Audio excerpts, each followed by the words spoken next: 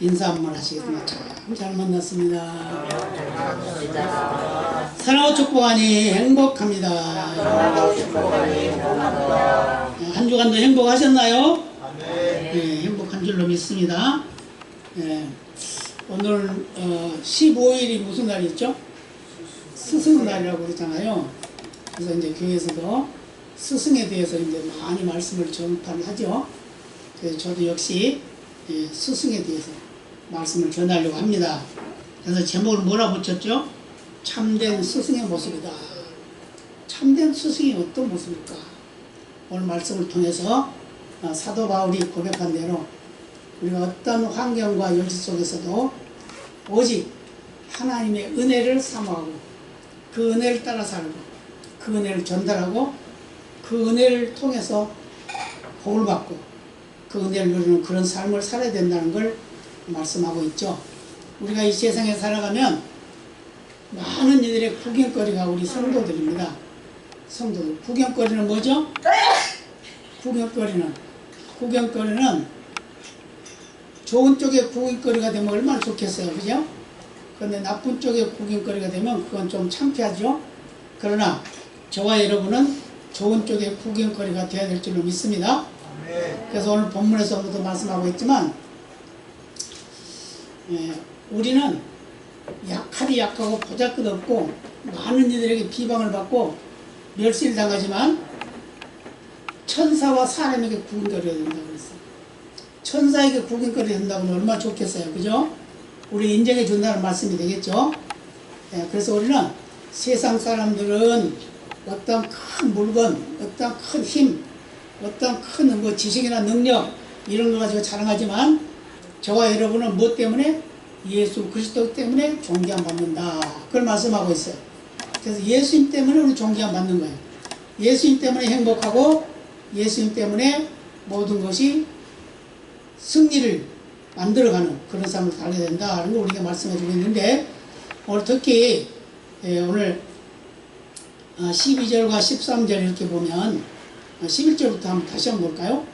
바로 이 시간까지 우리가 줄이고 목마르며 헐벗고 매맞으며 정처가 없고 또 수고하여 친히 손으로 일을 하여 후욕을 당한 적 축복하고 핍박을 당한 적 참고 비방을 당한 적 권면하니 우리가 지금까지 세상의 더러운 것과 만물의 찢기같이 되었도다. 이렇게 말하고 있습니다. 세상으로부터 아주 보잘것없는 존재로 오늘 인정받았다는 거죠. 그렇게 또 대우를 받았다는 거예요. 그런데 뭐라고 그러냐? 그런데 14절 보면 내가 너희를 부끄럽게 하려고 이것을 쓰는 것이 아니라 오직 너희를 내 사랑하는 자녀같이 권하려 하는 것이라. 사랑하는 자녀에게는 나쁜 말 안 하겠죠?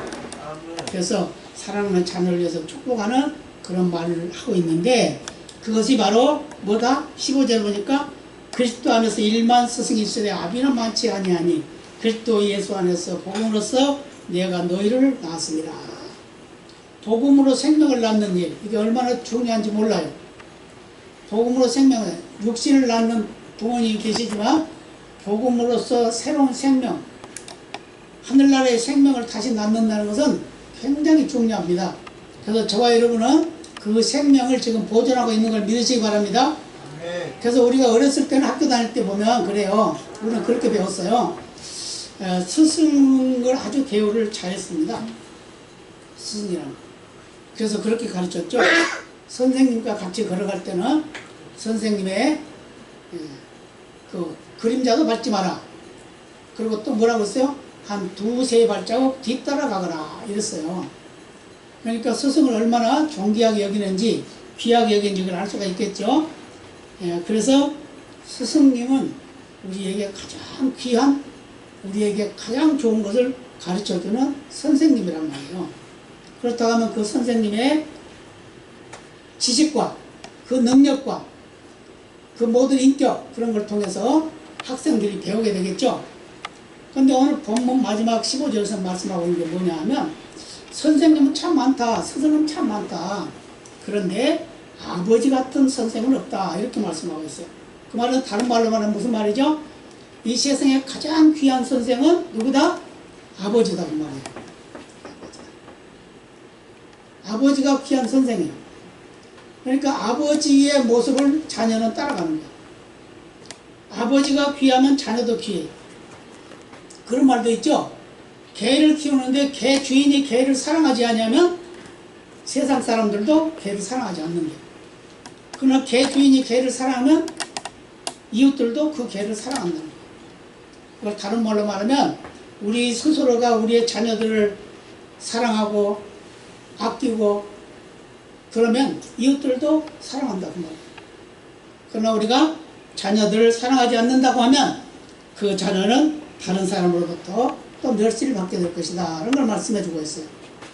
그래서 우리는 스승이 있지만 그 스승을 스승답게 여겨야 되는데 스승이 스승답지 못하면 안 되겠죠. 과거에는 그렇게 스승을 귀하게 여기고 정말 존귀하게 여겼었는데 지금은 이 스승을 스승같이 생각을 안 해요. 그런 모습도 뭐죠? 선생님이 뭐 말 좀 거칠게 했다고 그렇다고 그 엄마 아빠한테 일러가지고 그 엄마 아빠가 와가지고 그 선생 막 따귀를 때리고 또 어떤 엄마는 왜 우리 아들을 자꾸 말을 시키냐 학교 공부를 하는데 자꾸 질문을 했다는 거야. 이거 한번 털어봐라 하고 그런다고 그랬다고 또 뭐라 그래야 주던데요. 요즘에도 그런 사람들이 있어요. 그러면 될까요 안 될까요? 우리가 일단은 자녀들을 학교에 보냈으면 그 선생한테 맡기는 거예요. 맡겨야 돼. 그 선생이 어떤 선생인지 그건 모르잖아요. 일단은 그냥 맡겨. 그러나 뭔가 너무 잘못된 게 많다 그러면 일반적으로 봤을 때 잘못된 게 너무 많다 그러면 그걸 조용히 고치도록 해줘야지. 그 망신을 주면 그 학생이 그 선생 말 듣겠어요? 안 듣지. 그러잖아요. 그런 같이 우리 믿음의 삶은 바로 우리를 지도하고 인도하는 분을 존경하고 공경해야 된다고 말이에요. 그게 바로 오늘 사도 바울이 우리에게 말씀하고 있는 그런 내용의 말씀입니다. 그래서 사도 바울은 사역 가운데 참 어려움을 많이 겪었어요. 그가 예수를 만나기 전에는 아주 잘난 척했고 자기가 최고인 줄 알았고 자기 민족이 최고고 자기 권력이 최고고 자기 권세가 최고고 자기 지식이 최고고 자기가 가지고 있는 게 최고인 줄 생각했단 말이에요. 그러면서 자기는 최고로 하나님을 잘 섬기는 자라고 생각하고 있었어요. 그런데 그가 하나님의 그 은혜로 예수님을 만나게 되니까 그 만나고 난 후에는 그가 지금까지 가지고 있던 모든 것은 배설물이다 라고 말하고 있어요. 그러면서 뭐라고 또 말했어요? 나는 날마다 죽노라 그랬어요.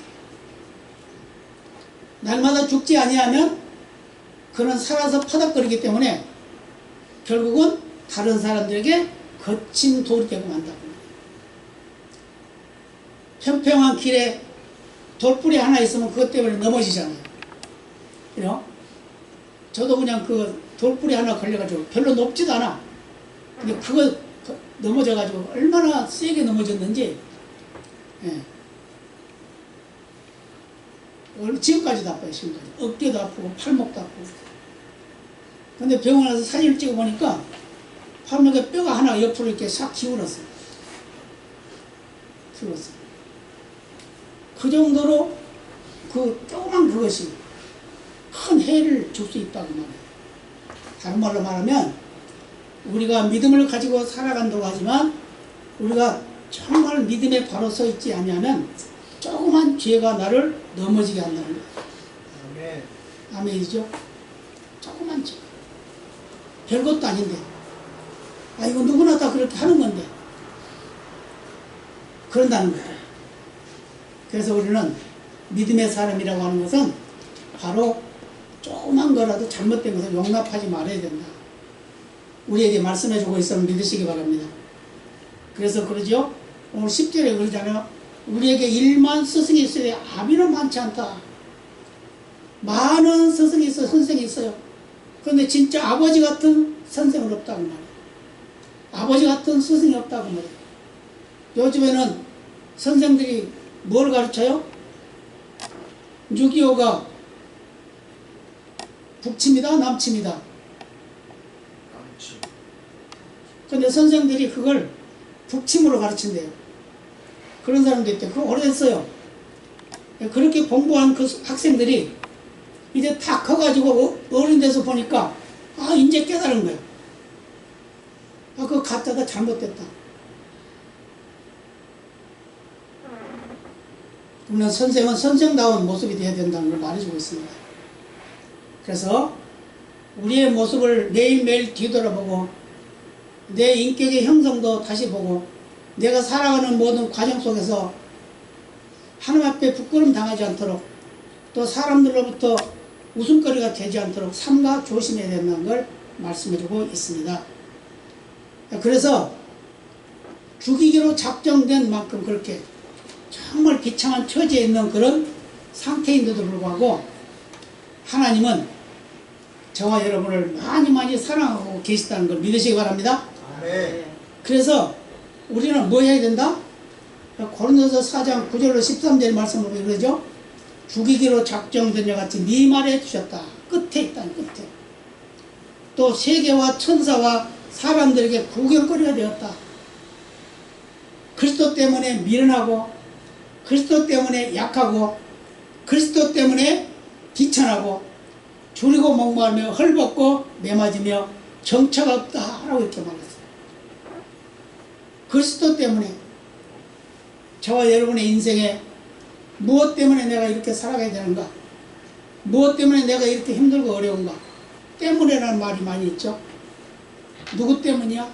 바로 너 때문이야.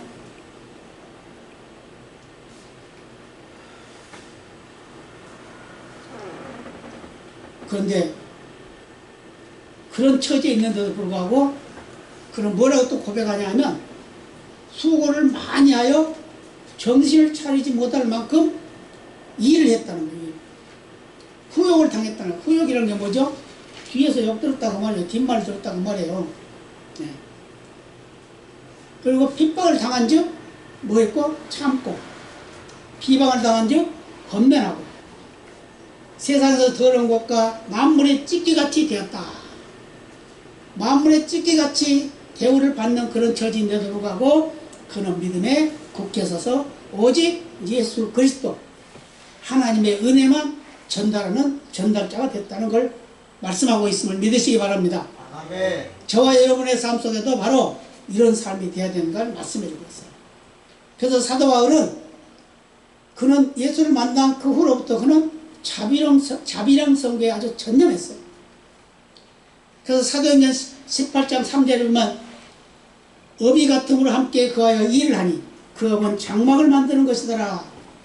사도 바울은 선교를 하면서 목사 일을 하면서 열심히 장막을 만들어서 돈 벌어가지고 그걸 가지고 같이 일행들의 비용을 했다는 거예요.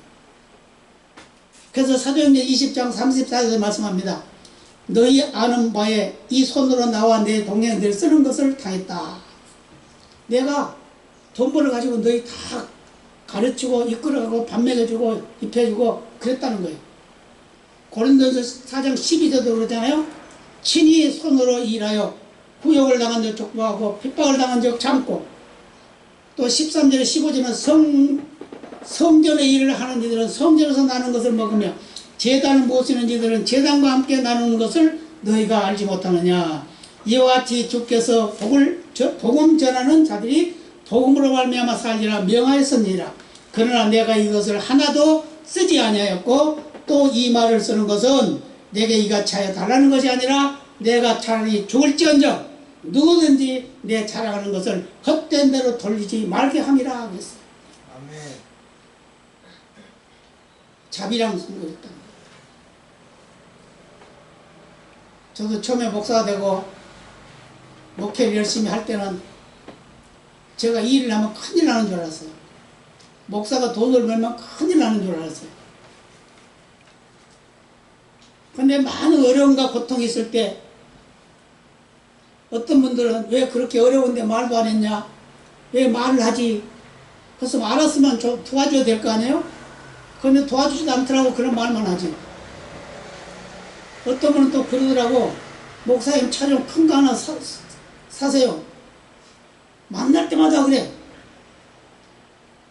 그래서 나중에는 내가 그랬어요. 그럼 목사님 하나 사주세요. 그랬어요. 근데 그 다음부터는 말 안 하더라고요. 우리는 말로 하기는 쉬워요. 상대방을 판단하는 것은 말로는 얼마든지 할 수 있어요. 그러나 행동으로는 하지 못한다는 거죠. 누가 어려움을 당했을 때 그 어려움을 돌아보고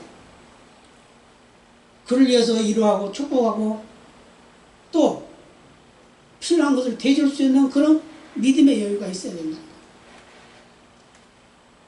제가 어렵고 정말 힘들고 여기저기서 요리 쫄리고 저리 쫄리고 할 때 열심히 기도를 하는데 하나님이 사도행전 18장 3절 말씀을 주시는 거예요. 사도 바울이 바로 장막 깁는 일을 해가지고 자기 동행들의 비용을 다 대면서 선교를 했다. 그래서 그때부터는 제가 그래 맞아 그러면서 저도 경제활동을 하는 겁니다. 여러분 어떻습니까? 여러분의 경제활동을 하는 거 좋습니까? 안 좋습니까? 제가 하는 거 좋아요? 나빠요? 옛날에는 그런 걸 그렇게 배우지 않았기 때문에 그러면 건들지 않는 줄 알았어요. 그런데 지금은 어찌할 수가 없어. 어찌할 수가 없어. 제가 지금 하고 있는 것도 너무 힘들고 그래서 어떤 분에게 저했더니 내가 목사님에게 얼마 이렇게 후원이 준다 해가지고 그 한두 번이지 그게 계속 되겠습니까? 그러면서 이런 좋은 게 있습니다. 그래서 만나가지고 누가 소개를 했죠. 만나가지고 이야기를 해보니까 그러더라고요. 이게 참 괜찮습니다. 열심히 하기만 하면 괜찮습니다. 남한테 손 벌 일로 가지 않아도 됩니다. 그래서 지금 제가 하고 있는 거예요. 우리가 이 세상에 살아가는 모든 삶은 사도 바울이 그러잖아요. 내가 죽을지언정 도와달라고 안 하겠다고. 내가 굶어 죽는다 하더라도 내가 얼먹고 굶주린다 하더라도 내가 너한테 도와달라고 안 하겠다. 그 말을 하는 거거든요. 우리가 이 세상을 살아가는 모든 삶 속에 하나님이 우리에게 맡기신 사명을 감당해 가는 일에는 정말 하나님의 사람다운 하나님의 백성다운 양떼를 치는 목자같이 그 양을 사랑하고 그 양의 생명을 귀히 여기고 그 양의 삶을 귀히 여기는 지도자여야 된다는 걸 말씀해주고 있음을 믿으시기를 바랍니다. 아멘. 그러면 인도자도 많지만 아버지 같은 인도자가 있는가 하면 강도 같은 인도자도 있어요. 그래서 예수님도 말씀하셨어요. 양을 치는 목자가 우리의 문으로 들어가지 않냐고 담 넘어가는 자가 있대요. 담 넘어가는 자. 뭐 하려고요? 양 훔치려고. 그런 인도자가 되면 안 되겠죠? 그래서 마태복음 23장 24절에 그런 말씀합니다. 소경된 인도자여 하루살이는 걸려내고 약대는 삼키는도다. 무슨 말이죠? 좋은 것은 지가 먹고 나쁜 것은 남 준다 그 말이에요. 지금 세상에 그런 사람들 많죠? 좋은 거는 자기가 다 취하고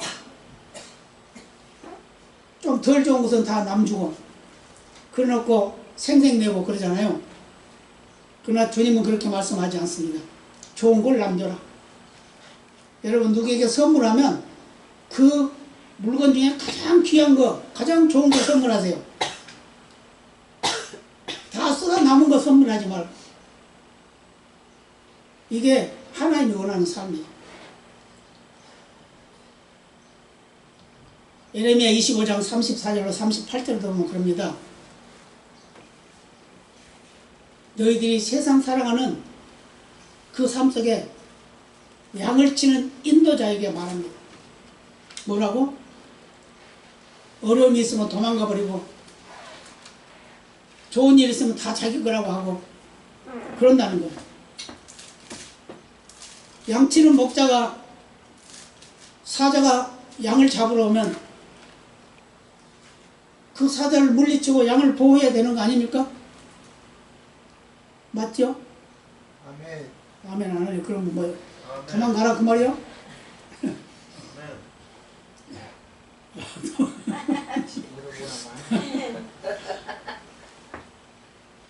내가 맡은 일에 대해서 난 생명을 걸어야 된다는 거예요. 아멘. 목회자는, 목사는, 선생은 자기가 맡은 그 생명을 귀히 여겨야 된다 그 말이에요. 아멘. 참된 목자가 그렇다 그 말입니다. 그래서 어떤 이득을 취하기 위해서 하는 것이 아니라 그를 내가 보호하고 그를 인도하고 그에게 생명을 주는 일을 하는 것이 바로 참된 목자인 거예요. 그런데 거짓된 목자가 많이 있다라고 말씀하고 있어요. 예수님도 마태복음 7장 13절에 말씀합니다. 좁은 문으로 들어가라. 멸망으로 인도하는 문 크고 그 길이 넓어 그리로 들어가는 자가 많다라고 말씀하고 있어요. 그러나 인도자는, 지도자는, 목자는 좁은 문으로 가야 됩니다. 우리 예수 믿는 하나님의 사람들도 좁은 문으로 가야 됩니다. 아멘? 넓은 길은 누구든지 다 갈 수 있어요. 그러나 좁은 길을 가는 것은 쉬운 것이 아니단 말이에요. 근데 천국은 좁은 문으로 가는 곳이래요. 그렇다고 하면 우리는 좁은 문으로 가야 당연하겠죠? 아멘. 그래서 잠언 12장 26절에도 말씀합니다. 의인은 그 이웃의 인도자가 되나 악인의 소행은 자기를 미혹하게 하느니라. 의인은 다른 사람의 인도자가 되는데 악인은 그 소행을 통해서 다른 사람을 미혹한다. 미혹이라는 게 뭐죠? 악한 데 빠뜨리는 게 미혹이죠? 네. 그래서 우리는 바른 인도자가 되어야 될 줄을 믿습니다. 아멘. 이사야 55장 4절에서 6절 보면 이렇게 말씀합니다. 내가 그를 만민에게 정보로 세웠고 만민의 인도자와 명령자를 삼았었나니 네가 알지 못하는 나라를 부를 것이며 너를 알지 못하는 나라가 네게 달려올 것은 나 여호와 네 하나님 곧 이스라엘의 거룩한 자를 인함이니라. 내가 너를 영화롭게 하였느니라. 너희는 여호와를 만날 만한 때 찾으라. 가까이 계실 때 그를 부르라. 아멘. 아멘. 때가 아무 때나 있는 게 아니라는 거예요. 때 놓치면 안 된다는 거예요. 여러분 믿음의 때를 놓치지 마시기 바랍니다. 아멘. 우리 인생을 무조건 허비하지 마시기 바랍니다. 아멘. 우리가 믿음으로 살아간다 그러면 믿음으로 살아가는 사람답게 살아가는 거예요. 그래야 맞는 거예요. 인도자도 그렇고 그 인도자를 따르는 양도 그렇고 다 같은 거예요. 다 같은 의미를 가지고 있어요. 아버지와 아들이 있는데 아버지는 열심히 일을 하고 땀을 뻘뻘 흘리고 저녁에 들어오면 피곤해가지고 쓰러져서 밥도 못 먹고 지치는 그런 처리가 되는데 아들이나 딸은 번들번들 놀면서 그러고 있으면 안 되겠죠.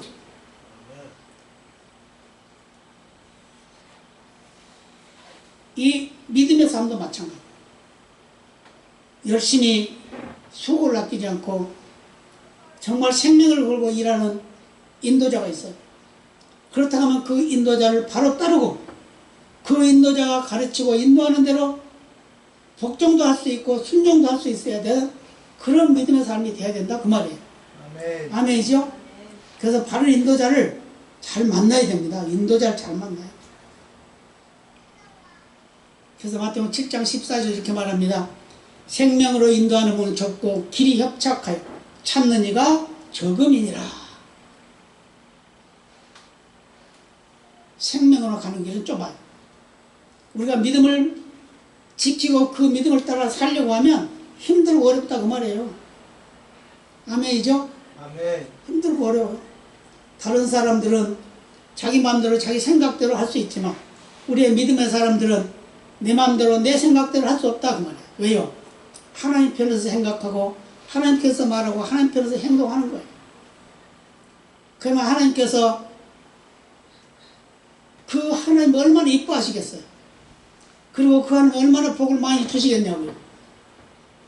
여러분, 하나님으로부터 복 받기를 원하십니까? 아멘. 그렇다고 하면 하나님 편에서 생각하고 하나님 편에서 말하고 하나님 편에서 행동하시기를 바랍니다. 아멘. 그래서 야고보 3장 1절에 이렇게 말합니다. 내 형제들아, 너희는 선생된 우리가 더 큰 심판 받을 줄 알고 많이 선생이 되지 말라 그랬어요. 오늘은 가르치기를 잘하려고는 하지만 배우고 실천하려고 하는 것은 없다 이 말이에요.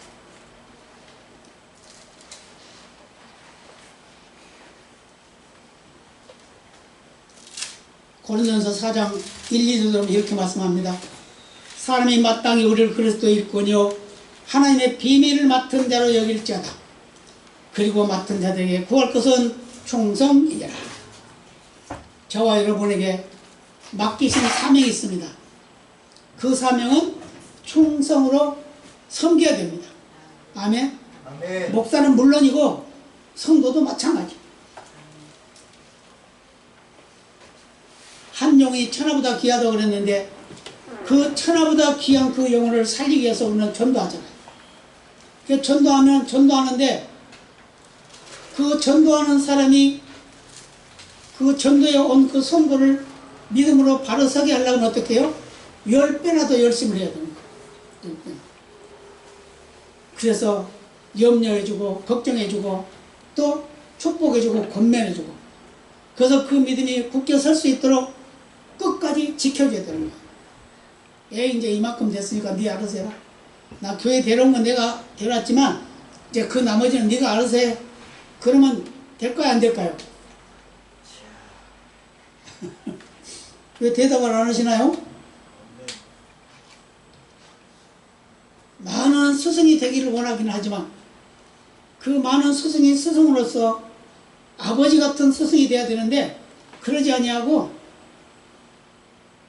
자기 권위만 세우고 인정만 받으려고 하는 그런 스승이 돼서는 안 된다고 말이에요. 아멘. 잠언 12장 26절에 이렇게 말씀합니다. 의인은 그 이웃의 인도자가 되나 악인의 소행은 자기를 미혹하게 하느니라. 의인은 다른 사람에게 이득을 줍니다. 그러나 악인은 다른 사람에게 손해를 끼치는 걸 인정하시길 바랍니다.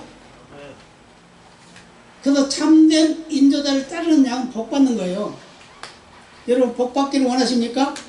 아멘. 복 받기를 원했다 그러면 제가 오늘 말씀 읽는 것을 잘 들어보시기 바랍니다. 히브리 13장 1절 5절 이렇게 말씀합니다. 형제의 사랑을 계속하고 선님 대접하기를 잊지 말라. 이로써 부조 중에 천사들을 대접한 자들이 있었느니라. 자기도 함께 갇힌 것 같이 갇힌 자를 생각하고 자기도 몸을 가졌은즉 학대받는 자를 생각하라. 모든 사람은 혼인을 귀히 여기고 심소를 더럽히지 않게 하라. 음행하는 자들과 간음하는 자들을 하나님이 심판하시리라. 돈을 사랑치 말고 있는 말 족한 줄로 알라. 그가 친히 말씀하시기를 내가 과연 너희를 버리지 아니하고 과연 너희를 떠나지 아니하리라 하셨느니라. 하나님은요 절대로 우리를 버리지 않는데요. 아멘. 아멘. 하나님이 나를 버릴 거라고 인정하십니까? 아니요. 절대로 안 버려요. 내가 잘못하고 실수하고 죄를 범해도 하나님은 버리지 않아요. 그래서 권면을 하죠. 권고를 하죠. 그래도 말을 안 들으면 회초를 듭니다. 그 회초를 들 때 도망가지 말고 빨리 돌아와야 돼요. 그래야 역사가 나타나는 거예요. 많은 성인들이 실패하고 실수하고 하나님 앞에 부끄러운 모습을 보였지만 그 돌이키고 난 후에 회개하고 난 후에 그들의 인생이 바꿔지고 하나님이 주신 복을 따라 승리했다고 말이에요. 아멘이죠? 아멘. 히브리 13장 15절로 16절에 이렇게 말씀합니다. 이러므로 우리가 예수를 말미암아 항상 찬미의 제사를 하나님께 드리자. 이는 그 이름을 지어가는 입술의 열매니라. 오직 선을 행함과 서로 나눠주기를 잊지 말라. 이 같은 제사는 하나님이 기뻐하시느니라. 아멘. 아멘. 이런 제사를 드리면 하나님이 기뻐하십니다. 그리고 17절 히브리서 13장 17절에 이렇게 말씀합니다. 너희를 인도하는 자들에게 순종하고 복종하라. 저희는 너희 영혼을 위하여 경성하기를 자기가 회개할 자인 것 같이 하느니라. 저희라 하여금 즐거움으로 이것을 하게 하고 근심으로 하지 말라. 그렇지 않으면 너에게 유익이 없느니라. 목사는요, 인도자는요, 성도가 뭘 잘못하면 자기가 잘못한 것 같이 회개한다는 거예요. 그걸 기쁨으로 여긴다는 거예요. 성도들 위해서 기도하고 축복하는 것을 기쁨으로 여긴다는 거예요. 아멘. 그를 위해서 권면하고 권고하는 것을 기쁨으로 여긴다는 겁니다. 그래서 성도들은 인도자의 삶을 같이 축복해주고 같이 기도해주고 같이 살아가는 거예요. 그래서 뭐라고 그래요? 근심으로 하지 말고 뭘로 하라? 기쁨으로 해라. 기쁨으로 하게 해라. 기쁨으로. 염려하면서 하게 하지 않고 즐거움으로 하게 해라. 목회자가 목회자로서 교회를 이끌어가고 성도를 위해서 축복하고 하는 그런 모든 과정들 사명이기 때문에 하는 거예요. 거기에 생명을 거는 거예요. 그런데 그 생명 거는 목회자를 비웃고 비방하고 욕하고 정죄하고 그러면 안 되겠죠? 아멘. 아멘이에요? 아멘. 자, 꼭 목회자만이 아닙니다.